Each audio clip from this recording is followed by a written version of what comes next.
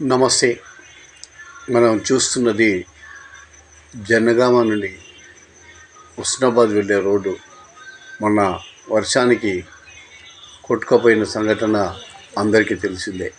మరి దాని మరమ్మతులు కూడా ఇది 6వసారి చేయడం జరుగుతుంది. ఈరోజు 7వ రోజు కూడా ఈ మోరీలు వేసి తర్వాత పైపులతోటి ఈ రోడ్డు మరమ్మతు చేపట్టడం జరుగుతుంది. మరి ఈ రోడ్డు వల్ల అనేక ఇబ్బందులు ఎదురుతున్నాయి. దానివల్ల మట్టి వేసి అనేక ఈ మోరీలను తర్వాత ఈ పైపులను ఏకగ్రీయంగా మంచిగా చేయాలనే ఉద్దేశంతో ఈ పైపులు వేసి 24 పైపులతో ఈ కాలువను పూడ్చే కార్యక్రమాల్లో అంతా కాంట్రాక్టర్లు తర్వాత సిబ్బంది నిమగ్నమై ఉన్నారు.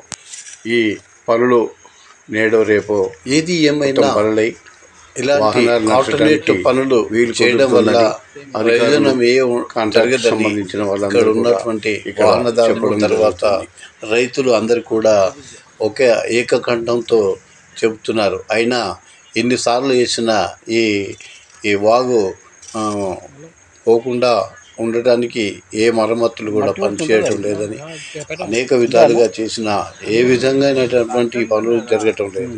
మరి దానిలో భాగంగానే ఈ పనులు సర్దుబాటు చేయడం జరుగుతుందని వారు తెలిపారు.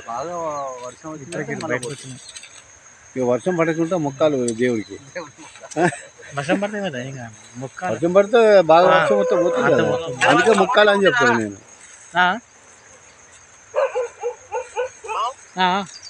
అన్న ఇప్పుడు దీని పైపులు ఎన్ని? 6 వరుసలు. 6 వరుసలు. 6 వరుసలా? 6 వరుసలు అంటే మధ్యలో పైప్ మధ్యలో ఏమెత్తురు? పైప్ మధ్య జిఎస్బి పోద్దామని అనుకుంటాను. ఎన్ని రోజులు మట్టి పోసినాం, ఇప్పుడు జిఎస్బి పోద్దామని. అంటే ఇసుక వేసి ఇప్పుడు కంకర క్రషర్ క్రషర్ కంకర వేసి లేస్తారా?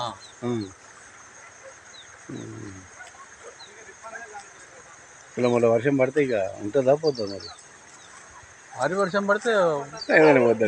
పోతుంది.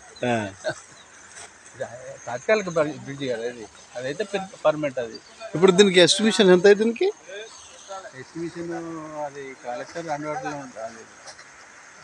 అప్రాక్సిమేట్గా దీనికి ఇప్పుడు ఎంత అమౌంట్? దీనికి అమౌంట్ అనేది ఎస్టిమేషన్ వేయరు, అందాగా ఇప్పుడు ఎంత అవుతుంది అని మన కలెక్టర్ గారే దాన్ని ఫండ్ రిలీజ్ చేస్తారు. అంటే కలెక్టర్ ఆధ్వర్యంలో అవుతుంది ఇదా?